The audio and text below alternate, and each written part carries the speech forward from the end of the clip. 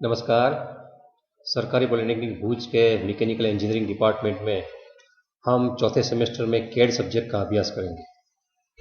तो ये जो सब्जेक्ट है इसमें हम जो भी पढ़ने वाले हैं पूरे साल में या पूरे सेमेस्टर में उनकी आउटलाइन में आपको दूंगा। अभी सबसे पहले हम टीचिंग एंड एग्जामिनेशन स्कीम को समझेंगे। हम ये जो कैड पढ़ेंगे तो उसमें सबसे पहले आप नीचे देख रहे हैं ये प्रेजेंटेशन में कि teaching scheme in hours. L का मतलब लेक्चर होता है और पी का मतलब प्रैक्टिकल होता है। तो एक सप्ताह में आपको 4 घंटे पढ़ना होगा, 2 लेक्चर के और 2 लेबोरेटरी में। तो कुल आप 4 घंटे पढ़ेंगे, उसमें आज 3 घंटा है और बाद में एक दिन आएगा उसमें 1 घंटा होगा। तो पूरे सप्ताह में 4 घंटे हम पढ़ेंगे। उसमें मैं जो सिखाऊंगा, क्या क्या सिखाऊंगा बाद में बताता हूँ, लेकिन उसकी जो एग्जाम होती है वो कैसी होती थी। कोविड में कुछ इसमें फर्क आ सकता है, लेकिन कुल मिला के 150 मार्क की एग्जाम होती थी इसमें। तो थियरी मार्क्स पिछले सेमेस्टर तीसरे सेमेस्टर में मतलब आपने जो CMD का सब्जेक्ट पढ़ा था उनमें ये थियरी वाला पोर्शन नहीं था, सिर्फ प्रैक्टिकल मार्क्स थे। लेकिन इसमें आपकी थियरी एग्जाम ली जाती है। तो GTU वाले जो लेते हैं वो ESC मतलब एंड सेमेस्टर एग्जाम 70 मार्क्स की होती थी। इस बार शायद वो 60 की हो जाए। गाइडलाइन आएगी, लेकिन वो आपको यहाँ के हॉल में बैठ के लिखनी होगी। और दूसरी जो PA लिखा हो प्रोग्रेसिव असेसमेंट पार्ट है, वो मिड सेमेस्टर के हिसाब से हम लेते हैं। तो मिड सेमेस्टर एग्जाम आपकी होगी वो भी 30 मार्क की होगी। वो हम पिछली बार जैसे लिया था इस तरह से ऑनलाइन ही लेंगे।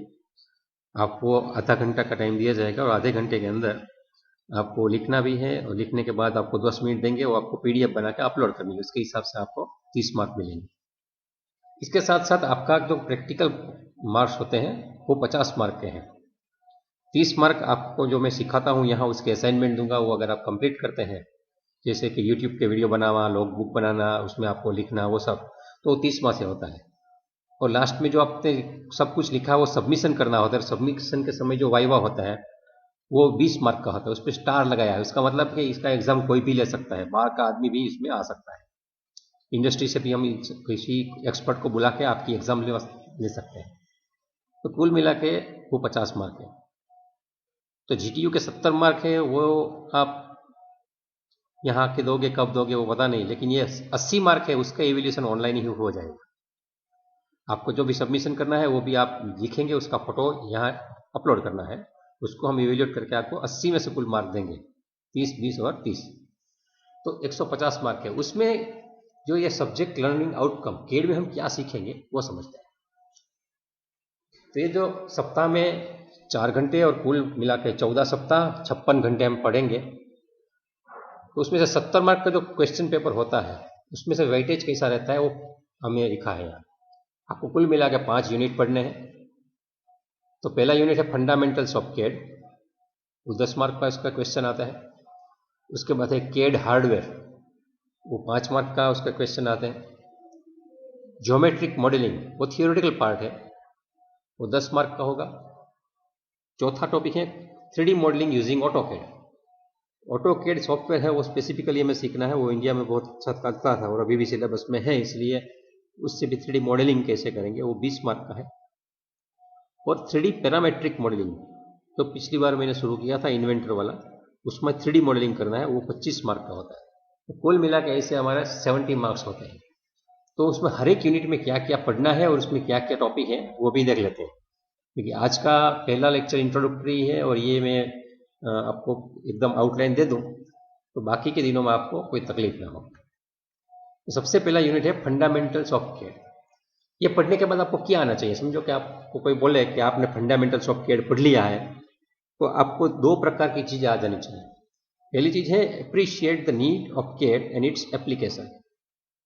कैड की जरूरत क्या है और उनके उपयोग क्या है, कहाँ कहाँ उसका एप्लीकेशन होता है, ये आपको अप्रिशिएट करना आना चाहिए। आप समझ सकते हैं उसका एप्रिशिएशन का मतलब कि नहीं यहाँ वाकई में ज़रूरत है उसकी, ऐसे ही नहीं चलेगा। उसका कोई जस्टिफिकेशन भी देना आना चाहिए कि भाई कैड मुझे चाहिए ही चाहिए, क्यों चाहिए आज के ज़माने में, ये सब समझाने आना चाहिए फंडामेंटल। और दूसरी चीज़ इसमें है perform geometric 2D transformation. Mathematics की मदद से आप जो 2D ड्राइंग होती है उसमें जो आकृति बनती है, वो आकृति में हम कभी किसी चीज़ को मूव करते हैं या रोटेट करते हैं या स्केलिंग करते हैं या स्ट्रेच करते हैं, तो उसके कोऑर्डिनेट्स में क्या क्या फर्क आता है वो आपको मैथमेटिक्स के हिसाब से सॉल्व करने आना चाहिए। तो उसका एक मैथमेटिक्स का एग्जाम्पल भी वो पूछेंगे, वो सिखाएंगे पहले, बाद में पूछेंगे। तो उसमें क्या कौन कौन से टॉपिक हैं? तो कुल मिलाकर यहाँ 5 टॉपिक्स हैं। एक कंप्यूटर ग्राफिक्स और उसकी टर्मिनोलॉजी, मतलब कंप्यूटर के साथ जो भी जुड़ी हुई चीज़ है वो टर्मिनोलॉजी आपको डेफिनेशन आनी चाहिए। कैड की डेफिनेशन, उसका कंसेप्ट क्या है, उसकी ज़रूरत क्या है, वो समझाएंगे। कैड प्रोसेस कैसे होती है पूरी, उसकी आउटलाइन भी देंगे। और कैड का उपयोग कहाँ होता है वो भी समझाएंगे। और अलग अलग प्रकार की कोऑर्डिनेट सिस्टम क्या है वो भी समझाएंगे।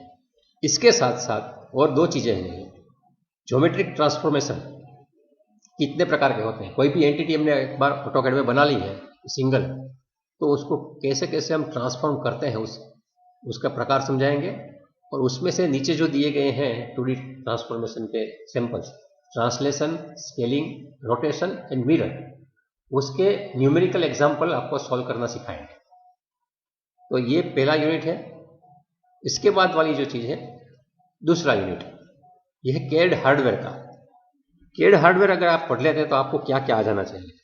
तो पहली चीज़ है कि आप कैड वर्कस्टेशन के फंक्शन क्या है, कैड वर्कस्टेशन के कितने प्रकार हैं और उनके कॉन्फ़िगरेशन क्या क्या है वो आपको समझाना आना चाहिए। तो हम समझाएंगे उसे। और कैड में इनपुट आउटपुट डिवाइसेस जो है उनका यूज़ कैसे करते हैं, क्योंकि कंप्यूटर में बेसिकली अंदर प्रोसेसिंग यूनिट होता है, सब कुछ चलता है, लेकिन हम जब तक इनपुट नहीं देंगे तब तक वो आउटपुट नहीं देगा। तो इनपुट और आउटपुट डिवाइसेस सभी कंप्यूटर में इंपॉर्टेंट है, लेकिन कैड में कुछ स्पेशलाइज चीज़ होती है, तो वो भी आपको उपयोग करना आना चाहिए। तो उसमें हम क्या क्या सिखाएंगे, तो कैड वर्कस्टेशन के टाइप, फंक्शन, कॉन्फ़िगरेशन, वो सब सिखाएंगे। और साथ में इनपुट और आउटपुट डिवाइसेस, मतलब वॉइस बोलने से कैसे ड्राइंग होता है, आपका हाथ हिलाने से कैसे होता है, 3 डायमेंशनल प्रिंटिंग कैसे होता है, उसका जो भी प्रकार है, उसका कॉन्फ़िगरेशन है, मतलब जो आप परचेस करते हैं तो स्पेसिफिकेशन जो होता है वो भी समझाएंगे, और उसकी एप्लीकेशन समझाएंगे। मतलब ये समझना है, ये प्रैक्टिकल पॉइंट नहीं है। तो हम उसके वीडियो दिखाएंगे आपको, उसके लिए प्रैक्टिकली आपको आना जरूरी नहीं है। आप वॉइस से अगर ड्रॉ करना नहीं जानते हैं तो कोई तकलीफ नहीं है, लेकिन वॉइस से ड्रॉ हो सकता है, वो जानना जरूरी है, करना जरूरी नहीं है। तीसरा यूनिट है हमारा ज्योमेट्रिक मॉडलिंग का।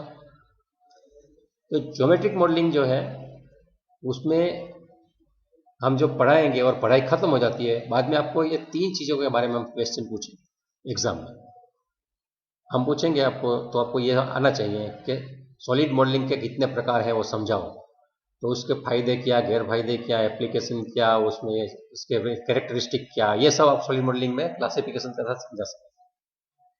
इसके बाद है कैड के काफ़ी अलग अलग पैकेजेस आते हैं। कंप्यूटर डिज़ाइन जो है, सबसे पहले हमारी स्लाइड में ऊपर लिखा है कंप्यूटर एडेड डिज़ाइन, तो उनके काफ़ी अलग अलग पैकेजेस आती हैं। तो हर एक पैकेजेस की कैरेक्टरिस्टिक क्या है, उसके फीचर्स क्या है, ये समझाना आना चाहिए। और हर एक के बीच में क्या डिफरेंस है, मतलब वो ग्राफिक पैकेज जो हम मॉडलिंग में यूज़ करते हैं, हर एक में फ़र्क क्या है। जैसे आपको बोलते हैं ओप्पो और वीवो में फ़र्क क्या है, या एप्पल में और सैमसंग में फ़र्क क्या है, तो आप समझा देते हैं कभी। लेकिन ये हम तो ऑटोकैड सीख रहे हैं, सिर्फ ऑटोकैड एक ही पैकेज नहीं है, ऑटोकैड जैसे काफ़ी अलग अलग पैकेजेस हैं। तो ये सब पैकेजेस में क्या फ़र्क है वो आपको समझाना आना चाहिए। तो ये हमारा तीसरा पॉइंट है, ज्योमेट्रिक मॉडलिंग, ये भी आपको आना चाहिए। लेकिन इसके लिए हम सिखाएंगे क्या, तब आपको आएगा। तो ये जो आउटकम है उसके लिए हमें टॉपिक और सब टॉपिक ये क्लासीफाई करके रखे हैं कि आपको 2D और 3D मॉडल्स क्या है, उनके डिफरेंस क्या है समझाएंगे। बाद में ज्योमेट्रिक मॉडलिंग किसको बोलते हैं, उनके क्या क्या फीचर है, हाँ एप्लीकेशन है, वो समझाएंगे। और सॉलिड मॉडलिंग जो होती है उसमें काफ़ी अलग अलग मेथड है। तो पहली मेथड है कंस्ट्रक्टिव सॉलिड ज्योमेट्री, CSG। इसके बाद प्योर प्रिमिटिव, बाउंड्री रिप्रेजेंटेशन, ये सब मेथड है, वो भी समझाएंगे। इसके साथ साथ दूसरी वाली मेथड है फीचर बेस्ड मॉडलिंग। तो फीचर बेस्ड मॉडलिंग क्या है, उनका कंसेप्ट समझाएंगे और उसका एग्जाम्पल भी हम समझाएंगे, उसकी प्रैक्टिकल भी कराएंगे। और इसके बाद हमें जो सिलेबस में है यहाँ तक ये parametric and non parametric modelling, ये 2 चीज़ क्या है, भी 3D मॉडलिंग होती है, तो उनके कंसेप्ट, डिफरेंसेस एंड इलस्ट्रेशन आपको हम कराएंगे। तो ये तीसरा यूनिट है। चौथा यूनिट जो है उसका प्रैक्टिकल इंपॉर्टेंस ज़्यादा है, 3D modelling using AutoCAD. AutoCAD एकदम बेसिक सॉफ्टवेयर है, बेसिक पैकेज है, जिनकी मदद से हम 3D मॉडल बनाते थे और बनाते रहेंगे। देखिए, सबसे पहले मार्केट में यही सॉफ्टवेयर था जो मॉडलिंग में हमें हेल्प करता था। दूसरे सब बहुत ही एडवांस लेवल के होते थे, यूजर फ्रेंडली भी नहीं भी था। ऑटोकैड हिस्टोरिकली बहुत ही पहले बना हुआ सॉफ्टवेयर, इसलिए पॉपुलर भी है और सिंपल भी है। तो 3D मॉडलिंग हम स्पेसिफिकली ऑटोकैड से बनाना सीखेंगे यूनिट 4 में, जिसका वेटेज 20 मार्क का है। तो उनके लिए आपको यह पढ़ने के बाद आपको क्या क्या आना चाहिए। समझो आपने पढ़ाई खत्म कर ली है ये यूनिट की, आपने किसी को बोला, तो जब भी आपको कोई इंटरव्यू वाला पूछे क्या, तो आपको इतने जवाब आने चाहिए डिप्लोमा लेवल पे, क्योंकि ये टॉपिक एकदम वाइड है, एकदम समंदर जैसा है। लेकिन हम डिप्लोमा कर रहे हैं तो हमको कितना आना चाहिए। तो हम प्रॉपर सिचुएशन के लिए यूसीएस का मतलब क्या है मैं समझाऊंगा। तो ऐसे यूसीएस यूज करेंगे हर एक सिचुएशन में, वो हमें यूज करने आना चाहिए। दूसरी बात है, अलग अलग इंडस्ट्रियल पार्ट है या असेंबली है, उनकी मॉडल बनाना, वैसे भी सॉलिड मॉडल बनाना वो आपको आना चाहिए। और सिंपल सरफेस मॉडल वो भी आपको बनाना चाहिए। मॉडल के प्रकार है, सॉलिड मॉडल है, सरफेस मॉडल है और वायर फ्रेम मॉडल है। ये सब क्या क्या है वो आगे जैसे पढ़ते जाएंगे समझाऊंगा, लेकिन आपको ये यूनिट पढ़ने के बाद ये 3 चीजें आनी चाहिए। तो उनके लिए जो टॉपिक्स हैं वो टॉपिक्स मैंने यहाँ लिखे हैं। हम क्या सिखाएंगे आपको फिर से बता दूं, ये आउटकम है। आउटकम मतलब आपको एग्जाम में ये 3 चीज पूछी जा सकती है, ऐसे ही सवाल होंगे। ये आपको कब आएगी, तो जो इससे आउटकम जैसा है वैसे ऊपर लिखा है टॉपिक एंड सब टॉपिक, ये टॉपिक हम पढ़ाएंगे तब आपको ये आउटकम मिलेगा। तो 4.1 है introduction to AutoCAD 3D features and 2D commands, उसका ओवरव्यू दिखाएंगे। बाद में 3D प्रिमिटिव्स मतलब बेसिक जो आकार है वो कितने प्रकार के हैं और उसके पैरामीटर कैसे सेट करते हैं वो सिखाएंगे। और यूसीएस जैसे मैंने बताया था, यूसीएस का पूरा नाम क्या है, user coordinate system and it's option, उसके क्या क्या ऑप्शन है वो भी हम समझ जाएंगे। इसके साथ साथ आप एकदम फंडामेंटल चीज है मॉडलिंग में, 3D के ड्रॉ कमांड, 3D के modify command, editing command, 3D के viewing command and surface modelling command, ये सब भी हम आपको सिखाएंगे। और इसके प्रैक्टिकल कैसे होता है वो भी हम समझाएंगे। और आपको भी, अगर आपके पास कंप्यूटर है तो आपको ये प्रैक्टिकल करने हैं, अगर कंप्यूटर नहीं है तो यहाँ आके आपको स्लॉट दिया जाएगा, तो लैब में आके आपको ये कंप्लीट करना होगा। 28 घंटे कुल आपको प्रैक्टिकल करना है। और यूनिट चौथा जो है, ये देखिए 5वां जो टॉपिक है ये है 3D पैरामेट्रिक मॉडलिंग। ये 25 मार्क का है। इसमें यहाँ लिखा है आउटकम, आपको क्या कहते हैं, prepare solid model of industrial parts and assembly using parametric modelling software. Market में काफी प्रकार के पैरामेट्रिक मॉडलिंग सॉफ्टवेयर है, लेकिन ये क्या है वही आपको मालूम नहीं, तो आप कैसे समझेंगे, आप समझाएं। लेकिन ये आपको मॉडल बनाना आना चाहिए। तो कोई भी एक सॉफ्टवेयर, तो क्या क्या आना चाहिए, हम क्या सिखाएंगे आपको, देखिए introduction to parametric modelling software हम आपको इंट्रोड्यूस कराएंगे। एनी वन ऑफ फ्रॉम, नीचे जो दिए गए हैं, क्रियो, यूनिग्राफिक्स, काटिया, सॉलिड एज, इन्वेंटर, ये 5 नाम लिखे हैं। और इसके बाजू में लिखा है ईटीसी। ईटीसी मतलब और कोई भी हम ले सकते हैं। तो ये 5 में से हम यहाँ हमारी कॉलेज में इन्वेंटर सिखाएंगे। 5 सिखाना नहीं है, किसी एक को ही सीखना है। तो हम हमारी कॉलेज में यहाँ इन्वेंटर नाम का जो पैरामेट्रिक मॉडलिंग सॉफ्टवेयर है वो भी ऑटोडेस्क वालों ने ही बनाया है। ऑटोकैड भी ऑटोडेस्क ने बनाया है और ये इन्वेंटर भी ऑटोडेस्क ने बनाया है। एक ही कंपनी ने दोनों अलग अलग। ऑटोकैड है वो पैरामेट्रिक कम है, वो जनरल पर्पस ज्यादा है, स्केच बेस है, मतलब वो फीचर बेस भी नहीं है ज़्यादा। हमें ही सब करना पड़ता है, लेकिन जब हमें करना पड़ता है तो मतलब हैंडीक्राफ्ट जैसा हो जाता है, ऑटोमेशन उसमें नहीं होता, उसका सोफिस्टिकेशन भी नहीं रहता। इसलिए उन्होंने इन्वेंटर भी बनाया, वो हम सीखेंगे। और इसमें हमें क्या क्या ऑपरेशन करने हैं, तो यहाँ जो लिखा है 5.2, 3, 4, 5, 6, उसमें लिखा स्केचिंग करना आना चाहिए, 3D वर्किंग प्लेन कैसे उसमें सेट करते हैं वो समझना है, 3D मॉडलिंग भी करना है, अलग अलग पार्ट 10-12 होते हैं उसको असेंबल कैसे करते हैं, वो भी कंप्यूटर में, रियल में नहीं। रियल में तो आप नट बोल्ट लेके और वॉशर लेके फिटिंग करते हैं हाथों से वर्कशॉप में, वो फिजिकल असेंबलिंग होता है। लेकिन आपको वर्चुअली, आपको माउस और कीबोर्ड की मदद से ही आपको सब पार्ट यहाँ बनाने भी हैं और उसको असेंबल भी करना है, वो भी आपको बनाने हैं। और व्यू जनरेशन, मतलब आपको मैन्युफैक्चरिंग करना है तो किसी को ड्राइंग देना पड़ता है, तो वो कैसे देंगे। तो ये 5 यूनिट है, उनके टॉपिक एंड सब टॉपिक्स मैंने आपको बताया और आपका आउटकम भी आपको बताया। अब आपको मैं इसका ओवरऑल जो लर्निंग प्लान है, स्पेसिफिकेशन टेबल दिया है हमें हमारी यूनिवर्सिटी में, वो आपको समझाता हूँ। मैंने 5 यूनिट आपको दिखाए, fundamental of CAD, CAD hardware, geometric modelling, 3D modelling using AutoCAD and 3D parametric modelling. सबके टीचिंग आवर्स भी दिए हैं 28 घंटे, मतलब ये सब टॉपिक जो लेक्चर लेंगे उसके 28 घंटे हैं, लेबोरेटरी के नहीं है। और उसमें से मार्क कितने हैं वो भी बाजू में लगाए। उसके जो डिस्ट्रीब्यूशन ऑफ थियरी मार्क्स में लिखा है, R level, U level and A level. R मतलब रिमेम्बरिंग, आपको ऐसे चीज है जो आपको याद रखनी है। यू मतलब अंडरस्टैंडिंग लेवल और ए मतलब एप्लीकेशन लेवल। तो हर एक टॉपिक में आप देखेंगे तो पहले 2 टॉपिक में एप्लीकेशन लेवल नहीं है, मतलब उसको आपको हाथों से काम नहीं करना है, वो सिर्फ समझना है। लेकिन तीसरे, चौथे और 5वें टॉपिक में आप जाएंगे तो उसमें एप्लीकेशन लेवल ज्यादा है। उसका मतलब आपको रियल में ये सब सीख के कंप्यूटर पे आना चाहिए। तो 70 मार्क्स में से 28 मार्क आपकी एप्लीकेशन लेवल के हैं, मतलब हाथों से काम करने वाली चीज आपको आनी चाहिए। तो इस हिसाब से हमारा पूरा सिलेबस डिजाइन किया गया है और हम उसी हिसाब से आपको पढ़ाने का प्रयास करेंगे और आप सीखने का प्रयास उसी तरह से करना। और ये सीखने के समय अगर आपको कोई दिक्कत होती है तो हम एक दूसरे को मिलते रहेंगे वर्चुअल माध्यम से। अभी कुछ जनरल नोट्स हमें सिलेबस में जो गाइडलाइन के हिसाब से दी गई है वो आपको लिख के ही दी गई है, वो हम पढ़ लेते हैं। मिड सेमेस्टर एग्जाम होगी, इसमें 30 मार्क की होगी। तो उनके लिए गया है कि mid semester test is a part of continuous evaluation, unit number 1, 2, 3 and 4, मतलब up to point number 4.2 only are to be considered. मतलब आपका मिड सेमेस्टर का सिलेबस भी अभी से दे रहे हैं, आपका यूनिट 1, 2, 3 एंड 4 ये सिलेबस में रहेंगे।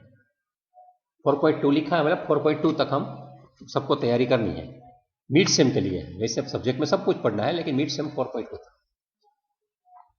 दूसरा रिमार्क्स दिया है, आज तक क्वेश्चन फ्रॉम ईच टॉपिक, हर एक टॉपिक में से मुझे पूछने हैं, उसके मार्क्स जितने के हैं उतना ही मार्क का पूछना है।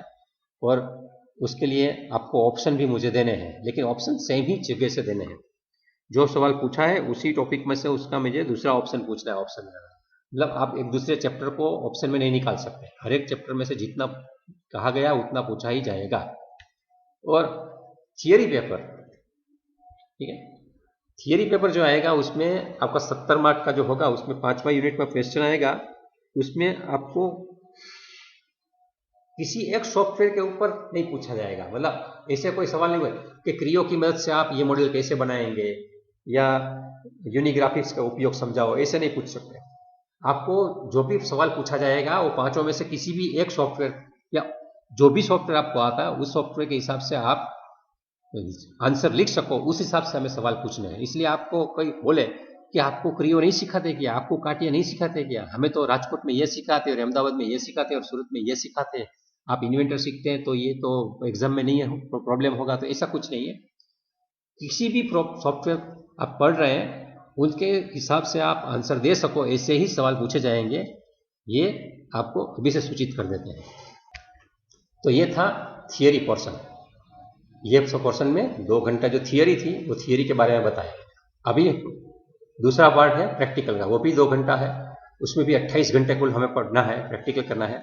तो उसका लिस्ट भी दिखा देता हूँ।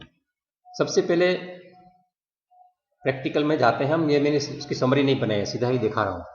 पहला प्रैक्टिकल है प्रिपरेटरी एक्टिविटी, वो 2 घंटे की होगी।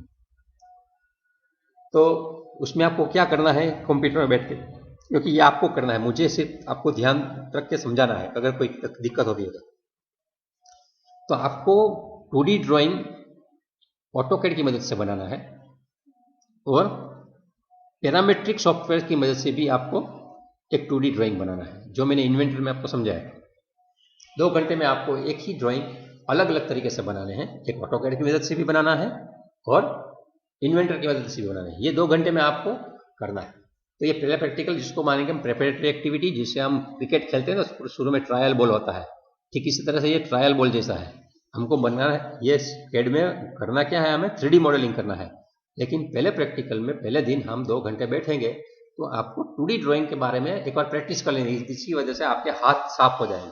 पिछले सेमेस्टर में आप जो पढ़े थे तीसरे सेमेस्टर में 2D, वो ताज़ा हो जाएगा।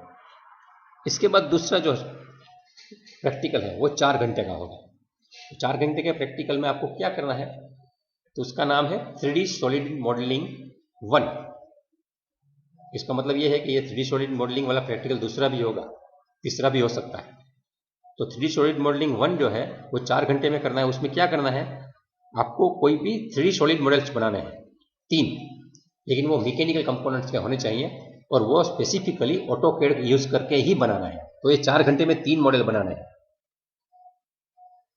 तो ये अपना दूसरा प्रैक्टिकल रहेगा। तो अभी कितने घंटे हो गए, 2 घंटे थे और 6 घंटे हो गए। आपको 28 घंटे प्रैक्टिस करना है। इसके बाद तीसरा वाला प्रैक्टिकल है, वो है 3D सरफेस मॉडल। वो 2 घंटे का है, मतलब कुल अभी घंटे हो गए 8। Prepare simple surface model using AutoCAD. इसमें आपको 2 मैकेनिकल कंपोनेंट दिए जाएंगे, उसमें आपको बाहर की सरफेस ही बनानी है, अंदर का स्टफ नहीं बनाना है। तो इनके लिए आपको 2 घंटे में सीख लेना है, मतलब प्रैक्टिस करना है। तो ये 3 प्रैक्टिकल हो गए।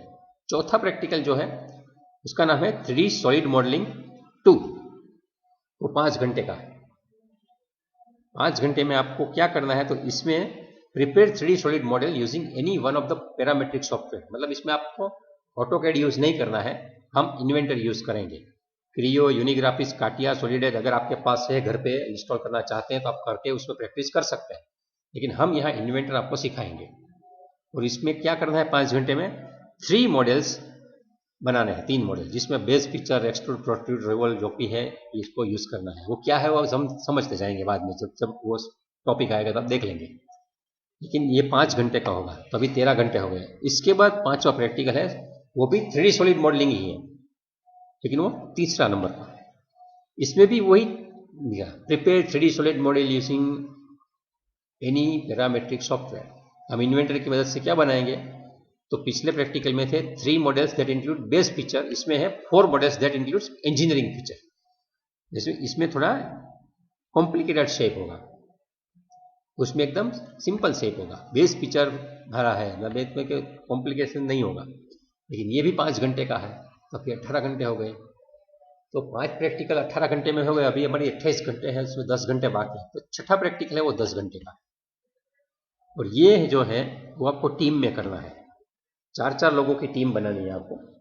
हमारा जो ये है बैच वो 20 लोगों का है, तो हम प्रयास करेंगे 5 लोगों की एक टीम, ऐसे हम 5 चौक 20, मतलब एक ऑब्जेक्ट देंगे और उसको आपको मिनी प्रोजेक्ट के हिसाब से बनाना है।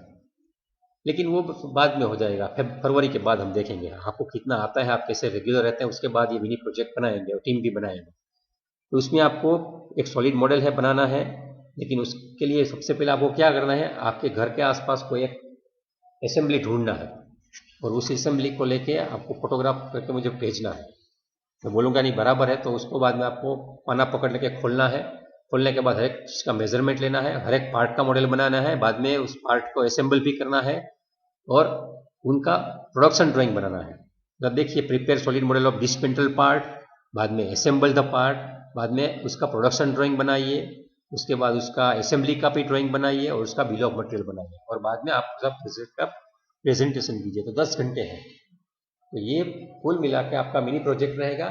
ये मिनी प्रोजेक्ट अगर आपको आ जाता है तो आपको टीम में भी कैसे काम किया जाता है, क्योंकि आपको अलग अलग पार्ट बनाने होंगे। कोई एक पार्ट, आपके 5 लोगों की टीम है तो एक मेंबर है वो पहला पार्ट का मॉडल बनाएगा, दूसरा है वो दूसरे पार्ट का मॉडल बनाएगा, तीसरा है वो तीसरे पार्ट का मॉडल बनाएगा, चौथा चौथे पार्ट का मॉडल बनाएगा और 5वें वाला चारों को इकट्ठा करके असेंबली बनाएगा।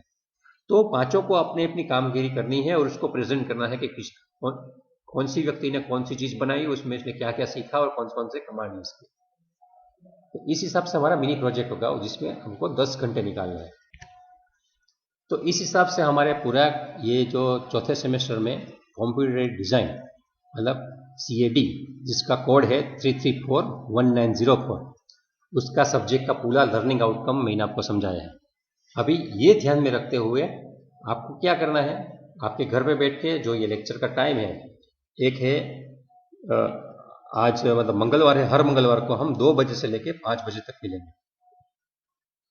तो ये हमारा 3 घंटे का लर्निंग है, और इसके सिवा हम फ्राइडे को भी मिलेंगे, वो 11:30 से 12:30 बजे। तो 4 घंटे हम मिलेंगे, उसमें जो भी मैंने आउटकम समझाया है वो आपको सीखना है।